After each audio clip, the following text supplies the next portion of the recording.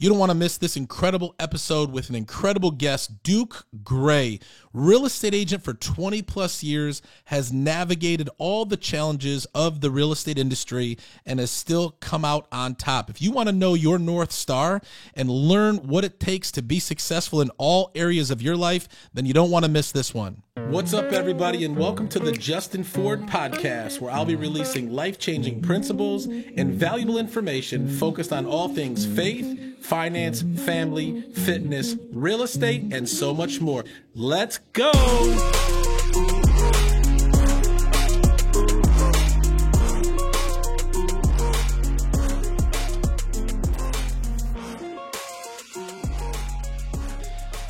Excited to be back with you here for another episode, and we've got an incredible guest in the studio today. I can't wait to talk to my friend Duke and business partner. But before we get into that, guys, I do want to remind you that this episode is brought to you by my friends over at Nextdoor Lending. Nextdoor Lending is a team of professionals that believe everyone should be treated as if they live next door. The founders and team members have more than 150 years of combined loan experience helping clients all over the country choose the best loan program to help you accomplish your goals. Nextdoor Lending is currently licensed in 24 states and has a team of over 100 loan officers specializing in helping you get the best rate and terms. Whether you're looking to refinance your home or you're looking to purchase your next home, call my friends over at Nextdoor Lending today at 888-885-3667 or visit their website at nextdoorlending.com. Welcome to the show, Duke. Well, thank you, Justin. It's a pleasure to be here. Pleasure to have you. You know, I asked you on the way in, I said, how was your ride in? And you said you stayed the night because you're from Grand Rapids. That's right. Yeah. I always like to, I'd rather drive late to get up early in the place I'm going to be than to try and get up early and drive there that same day. So. Especially with potential, I think, who was it that drove down before? I think it was either Andy or maybe it was Ryan. When Ryan came in to record my book, he did the book recording with me. And that day there was just storms. I think it was like right when some of those tornadoes hit back last year.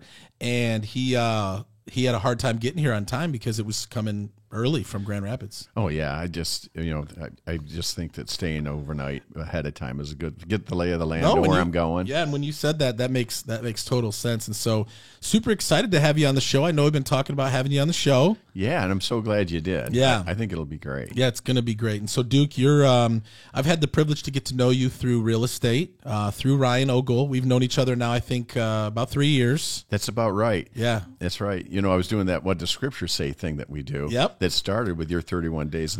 That was Proverbs. more than that. Was almost 4. That was 4 years ago. I know. Wow, it's been 4 years already. Yeah. Yeah, so that's how we initially met. So for those of you that are listening right now, back in 2020 during COVID, I did the Proverbs 31-day challenge. Yep. And then Ryan picked it up. And Ryan picked it up. We were just talking about. And then after Ryan did, I picked it up. And not only did Duke pick it up and do his own Proverbs 31-day challenge, you've been doing a daily Bible reading every day since then. Every day except Sundays, yeah. Monday through Saturday at 8 a.m. Eastern, unless I'm traveling or whatever. But every day we get on chapter or two a day. Every day. Every day. How, have you gone through the whole Bible yet? Yeah, once, and we're a quarter of the way through a second time. Wow. Now, we're going to talk about a lot of things today, but I want to touch on this too. Is like, what kept you going, right? Because obviously the 31-day challenge was amazing. I know God really showed up when I did it, but after the 31 days, I was done, right? You just kept going. What kept you going? And we're 4 years in now, and you're still every day doing it. I will tell you that one of the things I always hear is people say, "I wish I read my Bible more." But I don't have time. Right. And I'm like, you got to have time. Right. So, but what really the real point was, is we were getting done with the 31 days. One of the persons who went on every day said, "What are we reading next?" Wow. And I said, "It says 31 Proverbs. There is no next." And they're like, "Well, I wanted to be a next." Yeah. I said, "Well, pick one." Yeah. So she picked one. And we read that, and then somebody said, "We're getting pretty close to the end. Anyone want to keep going?" And someone said, "Yeah, let's read this next." And we just kept reading. And reading and reading and reading. And you've gone through the whole Bible and a quarter of the way the second time. Yeah. That's amazing. It's really great. And you've had probably over the 4 years so many different people just join and come in. I'm sure you've had people probably that have been there the whole time, people that come and go. We do. We have people who've been there every day, like from the first day. Wow. And then there's a small international audience. I've got become really good friends with a pastor in Kenya and a handful of pastors in Nepal. And it's just remarkable. Wow. And then, of course, people then friends invite friends. Yep. And then, but just like with your Proverbs challenge, where I think a lot of work really gets done is during prayer time. Yeah. People put their prayer requests in the chat. Yep. And people start praying for each other. And it's cool because I know a lot of these people, but they don't know each other. But through this connection, Yep. they're praying for one another. Yeah. And they're engaged in one another's lives now. Yeah. And it's phenomenal. That's awesome. It's really cool. I love it. And so like me, you intertwine your faith into your business, which is one of the things that I admire about you, that you're bold about your faith, right? Some people I think have a relationship with the Lord, or they have faith, or they believe, but they don't really share it. But you've been, a confessing, bold Christian, and you intertwine that into your real estate business, which is definitely something I admire about you. Well, likewise. And I think it's the buzzword I have, or the byword I go by, is alignment. Yep. I want what I think and what I feel and what I desire and what I do to align. Yeah. And align with God's will as I understand it. And so they just do. They kind of intertwine, and there shouldn't really be a compartmentalization. Yeah. Yep. That's where you get into trouble. Yeah, no, absolutely. And so speaking of business, you're a real estate agent. You've created some pretty incredible success in your real estate journey. Recently just hit Icon at EXP. You're a part of our EXP organization and hit Icon. Congratulations on that. Thank you. I'm not too far off of the second time. Yeah. But I need a few things to come together by the end of January. Yeah. Well, you're going to do it, because I know that you're out there every day making it happen, and I know God will work that out for you for sure. Your mouth to his ear. Amen. And so speaking of real estate, I mean, how long have you been in real estate, Duke? What were you doing before real estate, and why did you even get into real estate? Great question. Well, I've always been around rooftops. My dad was speaking of icons, my dad was an icon in the manufactured housing industry. Yeah. They have a little hall of fame in South Bend, Indiana. He's in it. Wow. So he was a pretty important factor in the industry in his day. I didn't follow him into the business directly. I came about it a roundabout way, but I was in the manufactured housing industry from like 87 to about 2004. Yeah. So I was helping people get houses that way. Yep. In 2004, I got into commercial development, real estate. So I practiced real estate like that until about 2012. And then that's when I met Ryan. Yeah. I went to work for Ryan's Blue House Properties Group. Yep. And he was an independent broker there in Grand Rapids. Yep. And I've been doing that ever since. Yeah. So really, I got my license for traditional real estate back in like 2004. Okay. So 20 years. Yeah. That's awesome. Yeah, it is. It's been a great run. Yeah. And it's been great working with Ryan. It's been great getting into EXP, which we just, February 1st is my second anniversary with EXP. Time is just going by so fast. It seems to just pick up speed, man. It does. And so you've been really kind of around the industry, though, it sounds like your whole life, because your dad was in the manufacturer business. And so for those that are listening, though, I think what I've found is people sometimes get confused. What's the difference between a mobile home and a manufactured home? All right. Well, I still remember the answer. A mobile home was stuff that was built before 1974. Okay. And it's usually, in those days, they were 10, 12 feet wide. Yep. And you could park them in a park and stuff. Yep. In 74, HUD developed a standardized code. And everything after that was considered a manufactured home because it was built to Universal National Building Code. Oh, I never even knew that. So that's the first time I've learned of that. That's where the terminology shifted. And then they added another component called modular homes, which are also factory built, but they're built to the state building code of the state they're in. Okay. And that's why they're treated differently by the lenders and the appraisers and things. So a modular home and a manufactured home, are they designed the same? Because can a modular home be like a colonial, or are they usually typically the ranch style? Oh, no. That's the thing. Modular homes are box, and you can stack them as big as you want. Yeah. You'll see Cape Cods, 2 stories, colonials. They get very exotic. Okay. And relatively speaking, expensive. But again, cost per square foot to site built house still less. Yeah. And it's interesting whenever you see a market conditions like we're in, where inventory is tight, housing prices climbing, you'll get the obligatory, hey, there's this manufactured housing industry thing people should look into. Right. But most of the time, people ignore it and shun it because they just don't. Now in Europe, it's a big deal. Is it really? It's almost it's getting to the $1 billion industry. Wow. And so they don't have the animus towards it, the trailer vibe in other parts of the world that they do in the United States. Yeah. Speaking of Europe, you just got back from a pretty big Europe trip. Yeah, we did. We were fortunate to be able to go over to Spain the week before Christmas, spend a little over a week there. Wow. The reason we did that, our daughter moved to Dublin back in 2019, so she lives overseas permanently. Yeah. And loves it over there. And so sometimes she comes across the pond this way. Yeah. And by God's grace, we can afford to go over there once in a while. Yep. This year we were in Seville, Spain. It was a lovely place. We had a great time. Is that your first time to Seville? First time to Seville, second time to Spain. Yeah. I've never been to Europe, and I was telling you before the show, I'm like, I want to get over to Europe. I've been to Dominican, I've been to Mexico, I've been to Canada, I've even been to Argentina, but I've never been to Europe, and there's just so many amazing places that you can visit over there. There really is. The history, the scenery. I mean, it's a beautiful part of the world. Yeah. We've gone, especially because Emily lives over there now. We've gone over there more often than I have in a long time. Yeah.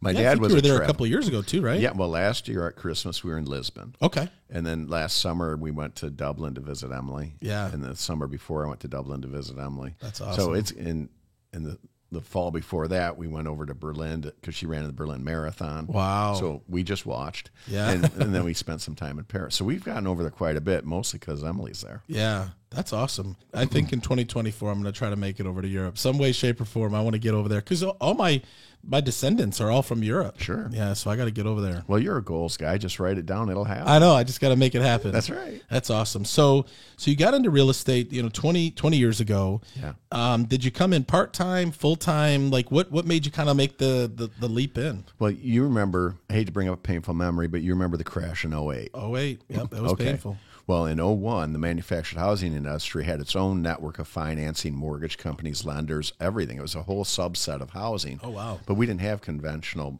mortgage companies. Banks didn't like. Yep. So it had its own ecosystem. Wow.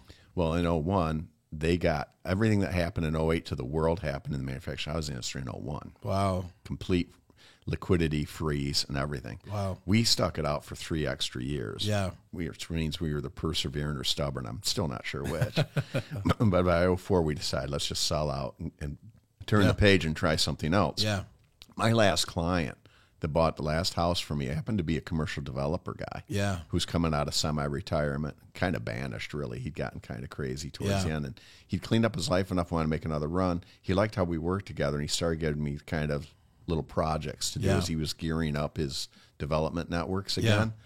So it was really part-time, just kind of running errands, making connections. Yeah. And evidently I had a knack for it because by the end of it, I was basically general manager with him. Yeah. And we did a lot of cool projects. That's awesome. It was really cool. I always say people find their way into real estate. I mean, if obviously somebody comes up under a parent or something that is a real estate agent, usually I think they don't want to initially be in real estate, but they find their way in. But, I interview a lot of guests on the show, and I find that nobody ever, said, hey, I grew up dreaming of being a real estate agent. People just kind of like fall into it, and then it just kind of sprouts into, a career. Even the manufactured housing industry, I grew up around it, but I didn't plan to be in it. Right. But I had a part-time job my senior year at Michigan State. Yeah. And for one of the dealers that used to know my dad. Yeah. And I found I was pretty good at it. Yeah. And when I graduated, he offered me a dealership management position. Yeah. It was a pretty good deal. So I took it. Yeah. So even that, I just kind of found my way into it. Yep. And the same thing with the commercial real estate. I didn't go, well, my next plan is I'm going to be in commercial real estate. Fred literally called me, goes, hey, what you doing? And I was like, sadly, not much. Yeah. And he goes, how would you like to go over to South Lyon and run some contracts around for me? I'm like, sure, okay. Yeah. And then that's kind of how it started. Then met him again, did something else, and we got a project. It hit. His investors liked me, and I just kept doing it. Yeah. And that's had awesome. a great run. Yeah, I mean, there's so many options in real estate. That's what I love about real estate is you can just go in so many different directions. And I recommend, I almost think everybody should have a real estate license, even from a part-time standpoint. Even if it's, people that because everybody knows somebody throughout the year or multiple people who are going to buy or sell a house. If you're buying and selling your own houses, you've got, like you just said, commercial real estate, you've got luxury real estate, you've got rental, you can do the manufacturer. Like there's so many options. There's in real tons of estate. it. There's tons, and you can make a really good living in one niche of that. Just one niche of it, yeah. But in Michigan, your license covers all of it. So Yep. if you're more of a dilettante like I am, I like to Yep. do a little bit of everything. Yep. You Yep. can do that too. Yeah. Just be good at it. Yeah, just be good at it. Absolutely. And so speaking of good at it, you are good at it. Obviously to hit Icon is no small thing, at EXP. And really for those that are listening right now that maybe don't know what Icon is, for last year, how many homes did that represent you selling? Last year, I had 38 transactions. Yeah, which is amazing, especially considering the average real estate agent only sells 4 homes a year. Yeah, that's amazing to me. Yeah. And I have a really good database. I have a really Yep. good network of people, friends, family, associates that buy or sell with me and refer to me. I have repeat clients. Yep. It was a really great year last year. And you have an incredible business as far as, obviously, when people send you business, refer you business, because you don't pick up the phone and prospect, right? No, I admire that about your business model and some of the other guys I know that do that. And that's amazing to me. Well, I admire, being able to get 38 to 40 transactions a year from people just who know you, like you, and trust you. When I came into the business, I was taught to, pound the pavement and go find it. But being able to build a business that people refer to you, and obviously that happens over time. And, our biggest source last year actually was past clients and referrals, which is great. Yeah. But for those that are, listening in right now that maybe don't have that aspect of the business where, they're trying to build out their database, they're trying to build their sphere of influence. I mean, what are some of the things that you've been able to do for people to trust you with a referral or to choose you as a real estate agent? Well, relationship building is important, but results matter, right? Yep. So you have to do a really good, if you're a buyer's agent, you got to make really good, you got to make sure you know what it is they're looking for so that's not a hassle for them to find it. Right. Hook them up with good lenders. It's networking with all the other vendors too, so that you're a resource. You can really, we're in the problem solving business, right? Yep. And the better that you can identify those issues and have a solution for it even before you need it, the better that transactions go for that client. Yep. It'll be a good experience for them. Yeah. Then you stay in touch a little bit. Yeah. Now, in my case, because I know a lot of them, I see them at social. I see them at soccer. I see them at, at church. I see them out to eat or whatever in my neighborhood. But whatever it is, you stay in touch once in a while. Yeah. I heard a really disturbing stat where it's like 90% of the clients are happy with their transaction, but only about 50 to 60% of them use the same agent again. Right. That's crazy. It is. Yeah. So it's not a dissatisfaction with the previous agent. It's just time out of mind. Yep. We just talked about how fast time goes by. It does. I mean, so if the agent isn't proactively staying in touch, drop a note, drop a card, drop an email, stop by. Yep. You just stay in front of them. So when they do think of it, they're thinking of you. Yep. That's my answer. And I love the fact that there's a lot of different ways to do real estate. And one of the ways I think is obviously having conversations with people. And one of the ways that my team and I do that is through an incredible system that I want you to hear about right now. Are you a real estate agent looking to sell more homes this year and make more money but not sure how? The answer is simple. You just need to talk to more people. Being a real estate coach and teaching thousands of real estate agents all over North America and personally selling on average 100 homes per year, the thing top producing real estate agents have in common is that they use systems and technology to get in front of more people and have more conversations about real estate. And the system I use every day to ensure my success in real estate is RedX. RedX is my secret weapon for success in this competitive world of real estate that allows me to take 7 to 10 listings on average every month.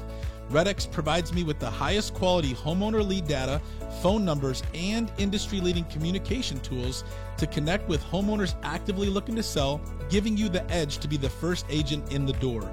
RedX's triple line power dialer will boost your conversations, connecting you seamlessly with more motivated homeowners ready to sell, allowing you to leave pre-recorded voicemails effortlessly for those that don't answer. But that's not all. Say goodbye to time-consuming neighborhood farming. RedX provides you with phone numbers and addresses for homeowners in your area in seconds, making prospecting a breeze. How about investors and landlords, pre-foreclosures, for sale by owners and expireds? RedX is your all-in-one prospecting solution. Don't miss out on the opportunities waiting for you. Take the first step towards increased production, more listings, and long-term success. Visit sellmorewithredx.com right now to start your prospecting journey with the most accurate contact information on the market. And because you're a listener of my podcast, RedX will waive your $150 setup fee. Go to sellmorewithredx.com and start selling more homes today. Guys, that RedX system will help you have more conversations with people in real estate. And that's what we do at our team, is we prospect a lot. But what I love about what you just said, Duke, about the database is the relationship aspect, right? Because it doesn't matter even if you use the RedX system or, you're working with buyers or sellers through getting leads. If you don't take care of those clients, they're going to find someone else. And if you're not top of mind when they want to buy or sell, they're just going to go with the person that pops up next. That's exactly right, and they're just like you or me. I mean, if we don't feel like anyone's paying attention to us at a place we want to do business, we'll go find someone who'll pay attention to us. Right. It's just normal. It is normal. I always joke with new agents that come on board, that join our team, is like, this is a people business. Yeah, real estate is the product, but the way, even I was talking to a new agent the other day, and he was like, I'm going on this listing appointment. Do you have any recommendations? I said, just go be you and win the relationship. All the other stuff that we do to help sell a home, that's great, but none of that matters if you don't connect with the person. I think that's a fair statement. I had a coach way back when who said that, and he didn't invent the adage, but no one cares how much you know till they know how much you care. Yep. And you can project that fairly quickly in your initial meeting and make it come across. And the fact is, most people I know in our business actually do care. Yeah. I mean, people that are, you're right, people generally gravitate to real estate, but they gravitate to it for a reason. I think it's because they kind of like helping people. Yeah, absolutely. And I always say the more people you help, the better results that you're going to get. That's 100% true, because you get nothing for free. If you're not of service, the universe owes you nothing. Absolutely. You sat on a webinar with us as one of the 10 panelists that we did at the end of 2023, and you talked about why you came to real estate. Because when Ryan came to real estate, and I always joke that I had to court Ryan to come to EXP longer than I courted Joy to be my wife. It took him forever, but I understood because he owned an independent brokerage called Blue House, and you were one of his agents. And he knew that making the switch over to EXP as a brokerage, that he was going to lose some people, and he gave everybody the option to choose to either come with him to EXP or go elsewhere. And a handful of people went elsewhere. Yeah. But you chose to come to EXP, and I'd love to hear why you chose EXP. Okay, I chose EXP. Well, I went to one of the events. And it was a fun event. Yeah, it was a great event. Yeah, Tony Robbins was a public speaker at that one, and the content EXP was sharing and providing, I liked it. And then when they started talking about stock options and revenue share and kind of end of career kind of stuff, I thought that was really appealing. And I liked the idea of having an ownership stake in the business I'm supporting, right? Yep. And so that was a lot of it. Then I've heard about like the technology and the back room support. Yep. And I really liked that. The easy access to the broker through the EXP world. And the SkySlope, which is the document management system, is one of my favorite things. I just love being able to see it go from red to yellow to green every time a document hits the platform. When it's all green, you're getting paid. That's exciting. And I know that I haven't left anything out my client needs me to do. So they kind of go together, right? Yeah. No, they've got a very amazing back end system, and I think it's great because when you have a big one brokerage, because it's not a franchise, so it's one brokerage, and you don't really have a brick and mortar that you're handing documents into, I think that SkySlope system of having everything virtual and digital, but being able to make sure that, hey, not only have you turned everything in, but you're good. They've verified it, they've checked all the documents, and everything is compliant. Yeah, the compliance factor is a big deal, right? Yeah, nobody wants an issue. Nope. And so I just love all that. And the other reason I've got a good relationship with Ryan. Yeah. And then I met you and some of the other people in the Yep. EXP crew. I'm like, I could do business with these people. Yeah. These people. Yeah, and I always say Joy and I love our EXP family in Grand Rapids. We always say you guys are like our second family. Nice. And so when we get to come up and spend time with you guys, then all you guys came down for the Christmas party on the bus. Yeah, that was a great time. It was so nice of you to put that party on. It was nice of Ryan to get the bus for us. Yep. The whole thing was great. Yeah, it was a great time, and I just love the opportunity to be in business with people like yourself who, like, if it wasn't for EXP, I would have never have. I mean, obviously we did the Proverbs 31 day challenge, but being able to be in business with people and build relationships, it's not possible in a traditional business model, and EXP makes that possible. That's a fair statement, because in the traditional business model, your colleagues are your competitors. I know in the commercial world, a lot of commercial offices don't collaborate at all. Right. And if you're taking a client call, you're behind a locked door. Right. That is just not the atmosphere in EXP, either in large or in individual collections. Yeah. You know, it's really cool that way. Yeah. My brother and I were partners during the manufactured housing days for a good chunk of that, and we're still very, very close. That was never a problem. Yeah. But one of the things he said after going through a few different gyrations, he's in the senior housing field now, doing great. But he said he's finally decided it's not so much what you do, it's who you do it with. Absolutely. Right? Yep. And the fact that with this EXP platform and the people I've met here, I get to do with people I like, doing a thing I like. Yep. And that's a double blessing. It is a double blessing. And because of our relationship, it's kind of expanded just beyond real estate. You've had the opportunity to introduce me to GLCC. Yeah, Great Lakes Christian College over in Lansing, Michigan. Yep. It's a great little Bible college. Yep. Accredited. Yep. Does amazing stuff. Yep. And you happen to, are you a trustee or a board member? yeah, I chair the board of trustees, Yep. and we have a wonderful board, really engaged. Our president, Frank Weller, you've met. I love Frank. He's a wonderful human. Yep. Hope to have him on the show, actually. I want to have him on the show. He would be a great guest. Yeah. He is so knowledgeable, very articulate, fun to talk to. Yep. Lovely guy. Yeah. And his vision, your vision guy. Yeah. He's amazing. Yeah. Well, I remember when you invited me to come to his, I think it was the night he was being, it's not an inauguration, but it's But it was like his introduction to the college, Yep. right? As His the first, new his president. first like kind of keynote to the Yep. staff and and faculty. it was a dinner that night. Yeah. And you invited me to be one of the guests, and you know I was coming because of you, and I'm like, yeah, that sounds cool, and I get hang out with Duke and get some free dinner. Yeah. But I remember when I heard Frank's vision for the university of really being a university to reach the marketplace, reach into the world, and disciple and train students to go out and bring the gospel and the kingdom to wherever they are in the world. And then I saw the map of all the places you guys have sent people that are currently somewhere in the world doing the work of the ministry, or doing work and bringing ministry to the workplace. I got really excited when I heard Frank's vision and what GLCC stands for. Oh, exactly. And it, because, in a nation with declining church attendance. Yep. However, if people won't believe the gospel if they don't hear the gospel. Right. I mean, so they have to hear it somehow. If they're not going to hear it in church, they got to hear it somewhere. Yeah. And maybe at work, maybe somewhere else. But if you're Or maybe on prepared- Facebook, or maybe following on Duke. Facebook, right? But if the people are handling the word correctly and with humility, Yep. great things can happen. Yeah. And that said, we still put over 25% of our graduates go into vocational ministry. Yeah. As pastors, worship leaders, counselors, missionaries. Yeah. You mentioned the DR, Yep. Dominican Republic. Yep. One of our grads has been a missionary in the Dominican Republic since 1999, I think. Wow. And has built a tremendous structure there. Yeah. They have hospitals and schools and sports fields and all kinds of stuff they've done. It's just remarkable. Yeah.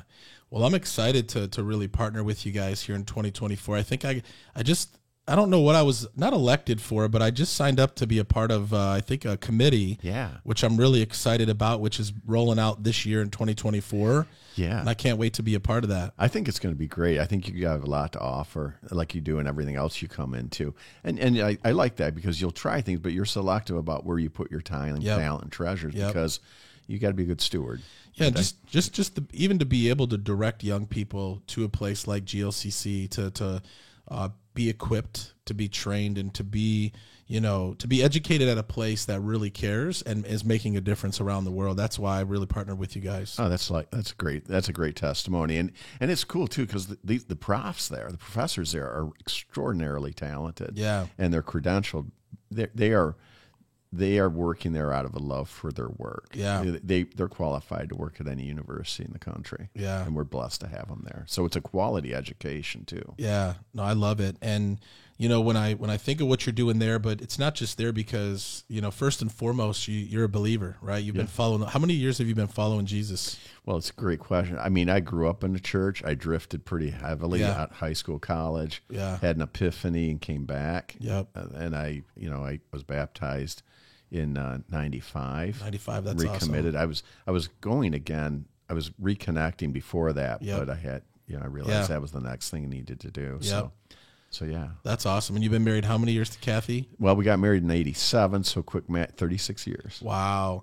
And so, and those are really the pillars of the show. It's like faith, finance, family, fitness, and real estate. And I just love, how you intertwine your faith into real estate, but also your marriage. I mean, just, Kathy comes to a lot of the stuff that we do, and she's just a hoot. I know Joy loves Kathy and hanging out with you guys. Oh, that's so nice to say, because I know she loves the group too. Yeah. And she's glad to be a part of it. Yep. And she's always been supportive of anything I've done career-wise. Yeah. I mean, a remarkable partner. Yeah. That's awesome. We met at Michigan State. I won't hold that against you, Duke. Now, see, everyone, right? See, there's grace, right? Yeah, there's grace there. Yeah, no, I always joke too because you're a Spartan. I think a lot of matter of fact is everybody at GLCC is Spartan. It almost seems like everybody supports Michigan State up there. Well, as I said, we agreed it's a quality institution. Yeah, but there are some Michigan fans there. So there is. Okay. Yeah. Speaking of Michigan State, how do you think they're going to do this year? New coach, new direction. I'm excited about it. Yeah. Hope springs eternal. Yeah. I really like what he's done with the program. I like how he's kind of hit the ground running. Yep. He's done a great job holding the class together and recruitment. Been good. Brought in that quarterback that he Yeah. had over in Oregon State. That's right. And some other guys and a bunch of dudes that went in the portal or coming back out of the portal. They like what he's saying and doing. Yeah. We'll see. I mean, he's got that Michigan State vibe. He was at Oregon State in the shadow of Oregon, just like Michigan State's is kind of in the shadow of Michigan. And so he knows what that's all about. Yeah. And so you got to get that culture. It's going to be hard to do a job there. I think it'll be good because, I think when you think of the Michigan State rivalry and the banter and everything, it's more fun when it's double-sided, not just one-sided. When it's an actual, like, man, this is going to be a great game. This game means something. This is going to be a rivalry, right? Just like Ohio State with Michigan for the longest time, they just whooped us. It wasn't even a rivalry anymore. And so to get Michigan State back to where, and I know you guys have really, even looking over the last 10, 15 years, you've really dominated that, but like it's really one-sided right now. So hopefully we can get back to where they're both. That would be great. I mean, it's just better for everybody. It's better for the state. It's great for the schools. Yeah. And you're right. It is fun. I wouldn't mind if some of the rhetoric toned down a little. I mean, getting fights in the tunnels and stuff like that's a little over the top. Yeah, that's but for the most part, it is good nature. Yeah, it is. Well, man, we've been able to have a great conversation today. We've talked about faith. We've talked about football. Yeah. We've talked about real estate. We've talked about marriage. How can people get a hold of you? Anytime I have a guest on the show, if somebody's listening and, Grand Rapids, you cover a big base over there. Do you just cover Grand Rapids or the surrounding area? I cover the surrounding area all the way to the lakeshore. I grew up over in Muskegon, which is right on Lake Michigan. Yep. So I know that side of the state really well. So I can help you anywhere. I kind of go Lansing and west, but mostly Grand Rapids, right? But I'll help anybody over there. And so how can someone get a hold of you? Not only if they're looking to maybe send a referral, or maybe someone's listening and they're looking to purchase a home in the area, or maybe there's an agent listening that wants to learn more about EXP and they want to reach out to you. What's the best way someone can get a hold of you? I still answer the phone. Good. All right, old school, right? Call me. My number is 616-862-1713. And I will answer the phone. Yeah, no, that's great. Any final words, even for anybody listening right now that's maybe, trying to find their way along in life, whether it's spiritually or in real estate, is there any wise words that you carry that you could encourage anybody with? Well, I don't know how wise they are, but I know this. You need to have an organizing principle of your life. Yeah. I believe Christianity's that. Yep. But if you're not, you still need to have a reason for why you do what you do, a why, a North Star, Yep. a compass, something that guides your decision making, so you're not all randomly prone to your appetites and the mood of the day. Have a purpose and have a direction. Yeah. And like I say, me personally, I think Christianity is the answer to all of that. Yep. But if you're not yet, you still need to have a worldview. You still need to have a way of organizing your thoughts, your passions, and your actions. Yep. And that plays into everything: marriage, Everything. football, Right? your real estate business. And obviously we know that a lot of stuff has happened in real estate, right? It's the market's shaken. A lot of people have gotten out of the industry. What would you say to the agent who's just kind of struggling along right now? How have you, obviously I know Christianity has been your why and your North Star, but even in real estate, for the person that's struggling right now, how would you encourage them moving forward here in 2024? Stop trying to decide if it's a good market or a bad market. Understand that it's a market. And that means there are people buying and selling every day, and you just have to find them. Yep. And then bring your best. Yep. And you'll get your share. It doesn't matter if it's off 30. You don't need that many. You just need your 30 houses, 40 houses, whatever Yep. your goal is. If there's a market, you can do your job. In any market. Any market. The market doesn't dictate, what is the saying that we say? It's not the market that dictates the outcome. It's what we do that determines the outcome. 100%, because even if it's a quote unquote down market, I've seen stats like 2023 was off anywhere from 20 to 30% off of 2022. Yep. National average, but that doesn't have anything to do with you. Yeah. Because you only need your number. Yeah. And that's going to be there unless there's zero sales happening. Yeah. And that's just not going to be the case. So hang in and don't get discouraged. Yep. And if you have some downtime, practice your skills. Get better at what you do. Yep. And make sure everybody you know knows what you do for a living. Don't assume they do. Yeah. I love it. That's so good. And for those that are tuning in right now, these are words of wisdom. And I'll say that because, Duke has been in the industry for 20 plus years. Yes. This isn't your first rodeo. This isn't your first market shift. You've been through, even the crash of 2008, and you made it. And so if you're listening right now and you want to learn the wisdom of being able to make it through, or you're looking for a great real estate agent, to help you in the Grand Rapids area, or if you want to learn more about EXP and really what it means to be a part of our organization, like Duke talked about, being a part of something with the right people and being able to really benefit from all the EXP has to offer, reach out to Duke. Duke, what's your number again? 616-862-1713. 13. Thank you so much for being on the show, Duke. It's a pleasure to be in business with you. It's a pleasure to be connected with you, but more importantly, thank you for being an awesome friend and a brother in the Lord. Right back at you, Justin. Thanks for staying after Ryan as long as you did, because I'm glad we're here. I'm glad we're here too. Thank you, Duke. God's peace. Amen. Thank you guys for tuning in to another episode here of the Justin Ford Podcast. Great episode here. If you haven't already, hit the subscribe button here on your favorite podcast platform. You can also subscribe here on YouTube. And if you haven't followed me yet, you can on social media at The Official Justin Ford. You can find me on Facebook, Instagram, LinkedIn, Twitter, TikTok, and also here on YouTube. I do want to remind you that this episode is brought to you by my friends over at Next Door Lending. Next Door Lending is not just a sponsor of the show. These are actual amazing loan officers that we personally entrust all of our business with at the Justin Ford Real Estate Team. They have a perfect 5-star rating, over 600 5-star reviews online, a perfect A+ Better Business Bureau rating. If you are a buyer looking to get pre-approved and purchase a home here in 2024, call my friends over at Next Door Lending. If you're looking to refinance your home, call my friends over at Next Door Lending. And if you're a real estate agent looking for a great lender to work with, call my friends over at Next Door Lending today at 888-885-3667 or visit their website at nextdoorlending.com. 2 things that I always love to leave you with. Number 1, it's not how you start. What matters is how you finish. And number 2, with God, all things are possible. God bless you guys. Thanks for tuning in, and we'll see you on the next one.